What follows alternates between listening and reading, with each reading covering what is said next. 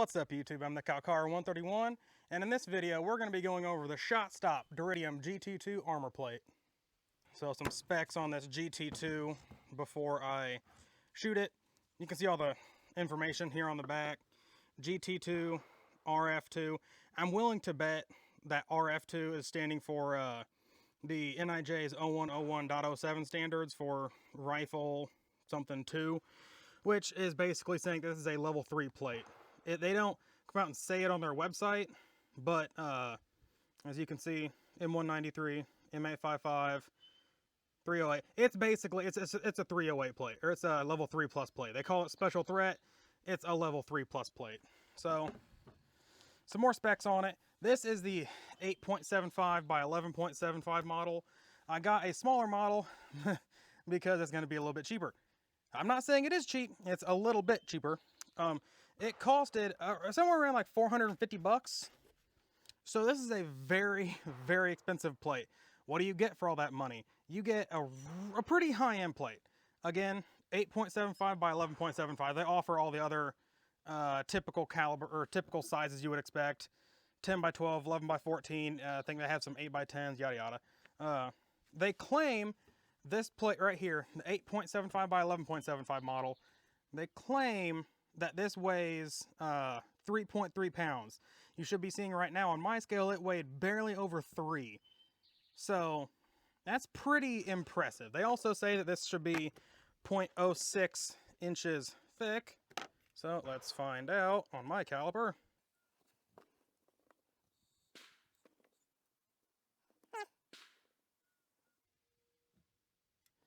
All right, I finally got it to read pretty decently. So 0.595, pretty much 0.6 inches is exactly what they claim. This kind of shiny coating on it, they say this is a polyurea coating. So this front here, I'm not sure if you're gonna be able to see this on my finger, but there's a tiny bit of like give to it. Makes me wonder if there's some kind of like a cushioning layer right under this. I don't know, we'll find out. Testing setup I got here. This is my very well made, very scientific, as you can tell, clay box. I took this idea 100% from Buffman Range. I'll link him in the description. Great channel for armor testing. But this is a plastilina, I believe it is, type of non-hardening clay. So no matter how long it stays in here, maybe you can see that, it's not going to harden. This is to give me a general idea of backface deformation. Now, let me be clear about this. Entirely clear. I understand that this is not to NIJ specification. Nothing about this is. I am going to be picking the 44 millimeter number from the NIJ testing. However, I do understand this is not the same clay they use. They have it calibrated a certain way. They keep it at a certain temperature, yada yada. They do different distances. I'm sure everything about them is different. This is just me doing my redneck backyard scientist version of their test. So I'm going to strap the Shotstop GT2 up here. I have my chronograph here in the front.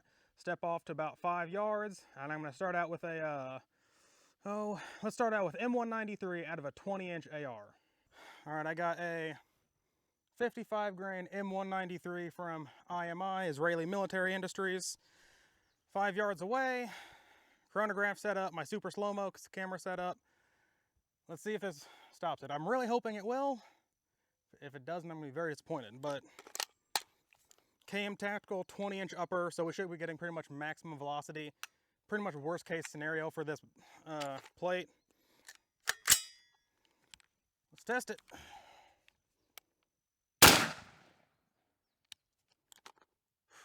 Velocity 3256.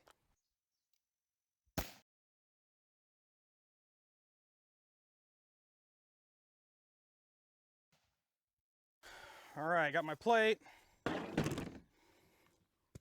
I can tell it didn't come out the back. Let me move this up real quick. I feel a little better now.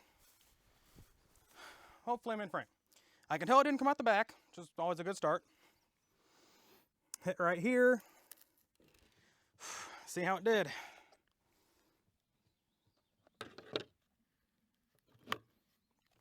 Screw it.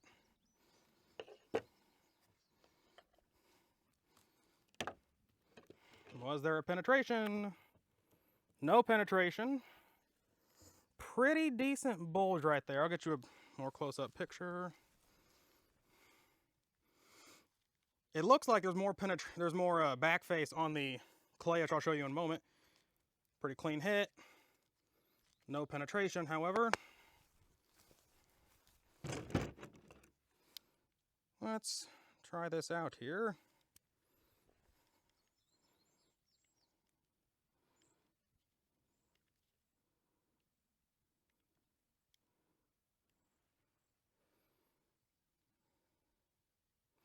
So I'm getting roughly-ish 24 millimeters, which is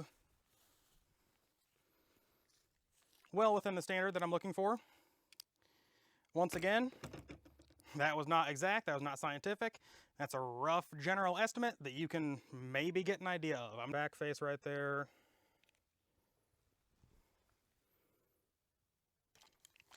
Next up, some IMI M855 green tip. 62 grain with a light steel core in it. It's not quite armor piercing. It just happens to be pretty decent at penetrating armor. Now, I really hope this stops it. The U-arm plate that I reviewed right up here, go check it out, stopped M193 too. Spoiler alert, if you're not going to see the video, shame on you because I need the views. It did not stop M855. So, we're really going to hope that this plate will, and if it doesn't, well, I'm going to be very disappointed. Let's see it. Whew. Got a smoking hole in it. Let's see.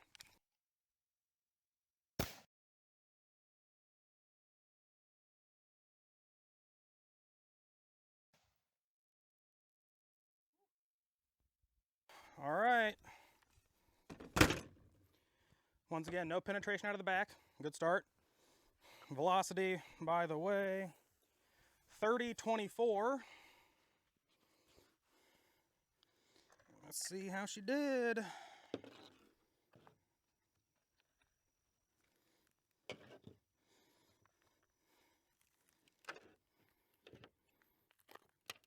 No penetration. Here's my hit. You can see some of the ceramic-esque fragments that are falling out from where it broke it up. Even less backface than the M193 up here.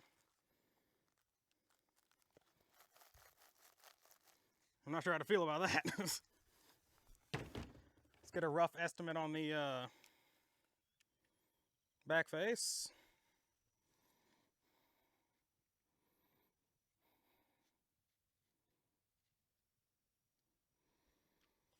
I'm getting roughly 32 millimeters. M193 up top there, M855 down below.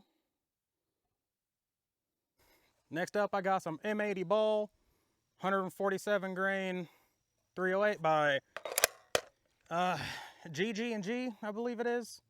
G3, triple G, I don't know. But this is coming out of the 16-inch barrel on this baby, which is my Nemo Arms XO. Premiere of that on the channel. I don't really expect this to penetrate, but we're going to see what the back face does. So,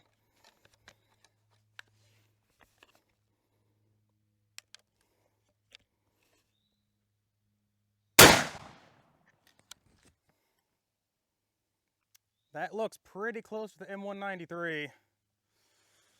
We'll see what happened.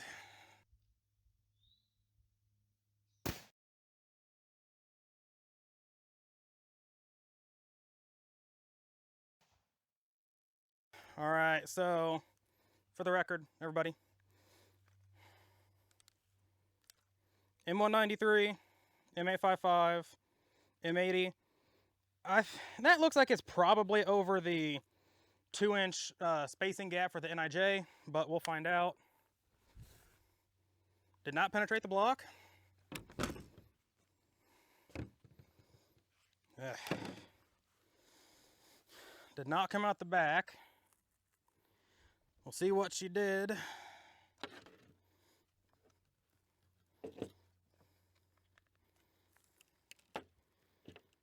Take your bets in the comments. Wait a minute.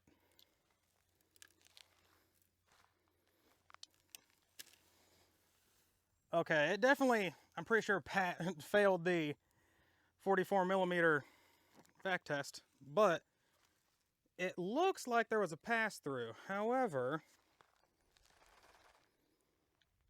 I think the bullet is still in there. All right, so here's an up-close view of the M80 hit, M193, M855, damn, M80. Try to get a bit more light in there, I don't know. But either way, I cannot find the bullet in there, and it clearly did not penetrate out the back. So I don't know where it went. I think it's still, there's a little bit of a metal fragment. So maybe it did penetrate the block, or penetrate the armor. But if it did, it barely went into this, because it didn't even have enough energy to go through this. It looks like, that might be another piece right there. That's another piece right there, a little bit of metal. So I'm guessing, what I'm guessing, and I'm not an expert at this at all, but my guess is, it did in fact penetrate this, armor, but it was so broke up that it didn't really do anything, because I'm just finding little bits of fragments in there. Next up, 7.62x39, have the old SKS. I don't know what grain this is. I bought these a long time ago. 122, 124 probably-ish.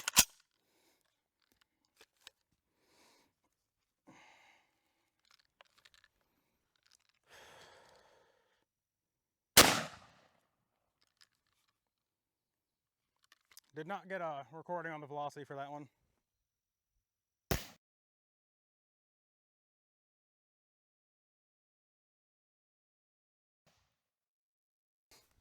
All right, so my hit was down here.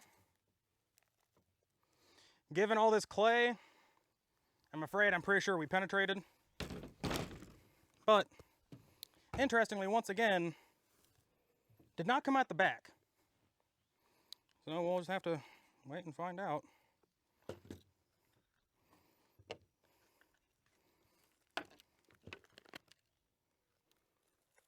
Oh, it did not penetrate.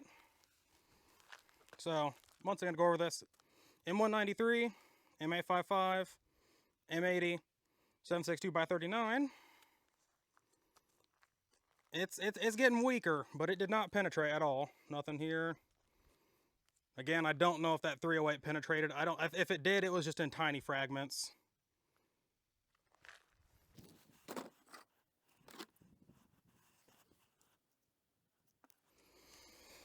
I got, oh, hit the tray button. I got around 35 millimeters on that one. M193, M855, M80, 7.62x39, no penetration, little bulge. All right, to be clear, this plate really has stopped everything I would expect it to. At this point, I'm just kind of playing around with it. So I have a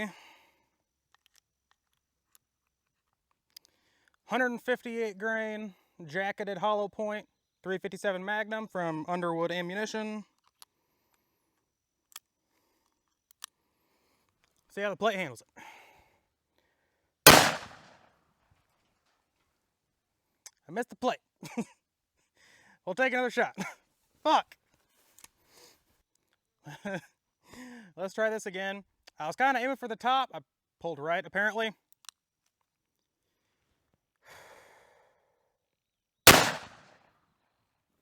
That's a bit better, I think. I wasn't even recording super slow-mo. Isn't that wonderful? Oh well.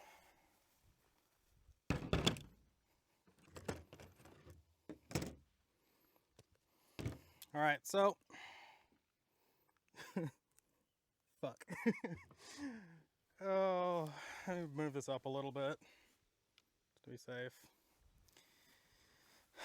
So, this bit right here, that would be the 357 where I missed.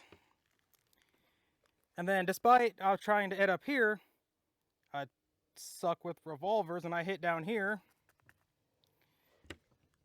I can tell it didn't penetrate all the way through. Oh, God.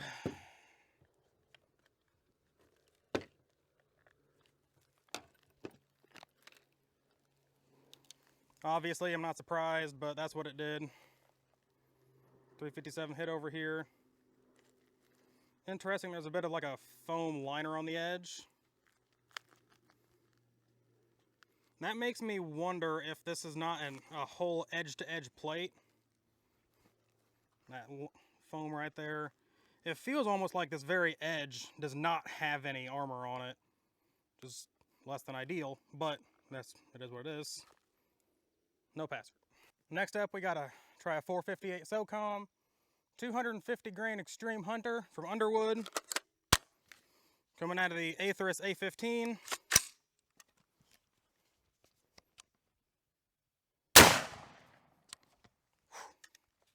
She's smoking again.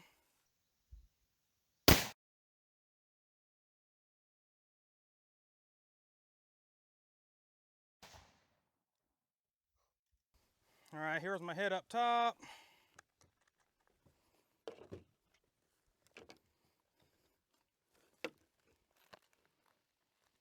Once again, obviously no pass through, but a decent little bulge. Ooh, pretty big bulge back here. All right, next up, let's try a shotgun slug, 12 gauge, 2 3/4, Brennecke KO, out of the Panzer Arms M4. Where should I go? I've kind of hit bottom, top all over. Let's try to aim somewhere towards bottom middle.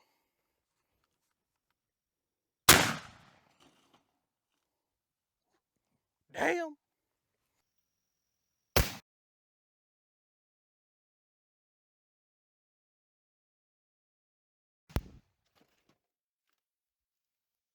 Damn! Okay.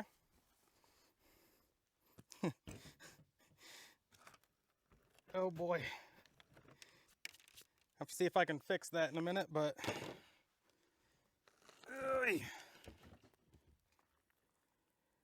Well, I said bottom middle. It's middle, bottom half. And this is also pretty close to where I've been hitting it other times, so we'll see how that fractured ceramic handled that 12 gauge slug.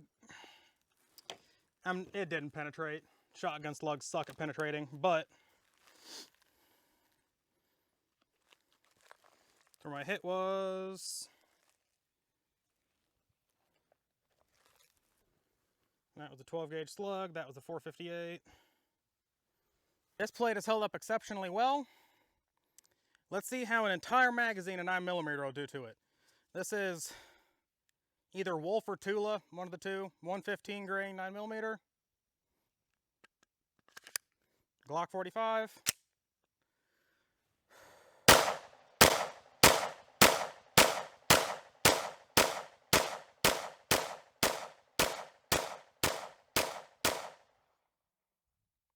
Pretty sure I missed one. I didn't bother with a slow-mo. I'm pretty sure I missed one low. You'll see in a minute. Nothing came out the back. I don't know if 9mm would come out the back anyway, considering the 357 I missed over here cracked the back but didn't come out. So this is where I believe I missed one. That I think went through the plate. Let's see what happened.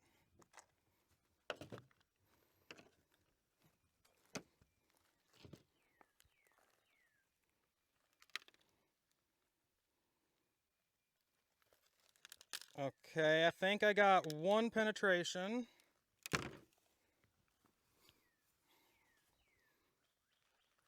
Yeah, there's the front. Not 100% sure. This one looks like it might have penetrated right there. That one maybe. Most of the rest of these didn't, it looks like. Looks like a couple did though. Here's one I missed. Here is one that I believe penetrated. That one.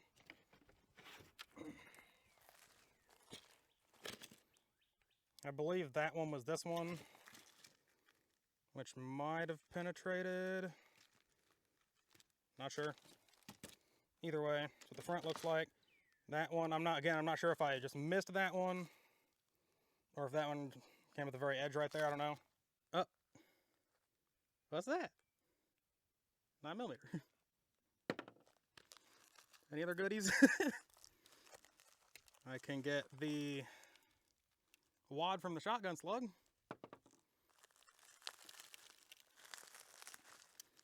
I believe that is the shotgun slug in there. I can't get it out. So, the Shotstop Duritium GT2. Trying to avoid ceramic on my sunglasses. Damn. I think this thing held up pretty well. Okay, so let's kind of review. M193 stopped. M855, it stopped. Frankly, those are the two that I was really worried about because with the slightly recovering ammo availability, they're not really hard to get. In normal times, they're pretty easy to get. You can go into like big box stores and find M855. It stopped both of them out of a 20-inch barrel, which is, again, basically worst case scenario, basically. The 7.62 by 39, sorry, the 7.62 by 51, the M80 ball, I don't know, it might have penetrated, but like I said, I showed you, if it did, it was so broken up, it was like nothing left, because it didn't keep going through this clay box. So I'm going to count the 7.62 by 51 as probably a pass. It might have penetrated, but if it did, it just like exploded. And again, how many times do civilians get shot or have someone break into their house or whatever and they have a AR-10? Not often. But I'm going to count as a pass. If you want to say it failed because it might have barely broke through, go ahead. 7.62 by 39, pass. Everything after that I just kind of played around with to destroy it. I think I destroyed it pretty well. In the end, it did get compromised enough to let a couple 9mm through, but that's, after everything it hit, I think that's kind of, we can give it that. Now, what do I think of the Shotstop Duritium GT2? It is made of Duritium, shockingly enough. Shotstop basically claims that that is, in their words, like a next generation polyethylene. So I don't know what's up with all the ceramic, if they just mean that this, unless they just mean that this like polyethylene fiber shit in the back is the Duritium and the front is just normal ceramic. I don't know. I will note that Defender Depot, where I bought this from, lists it as composite / poly material, which I asked a independent expert, and he basically confirmed that, that's basically another way of saying a form of ceramic and UHMWPE. So construction, pretty similar to what a lot of other popular plates are. However, some of the advantages it has, super thin, 0.6 inches for a level 3 plate. That's pretty good. And on top of that, 0.6 inches and really lightweight. This is a smaller plate, so it kind of makes sense that it weighs 3 pounds, right? How about the 10 by 12? It weighs like 3.8 pounds.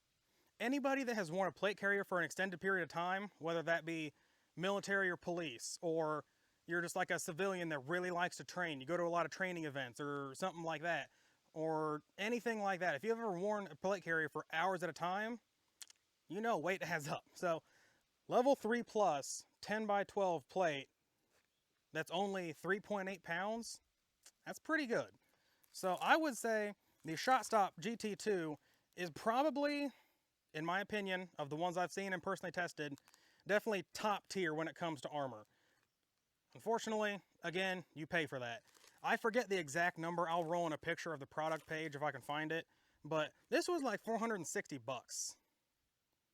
And I just completely destroyed $500 for you guys. Please like and subscribe. Shameless plug.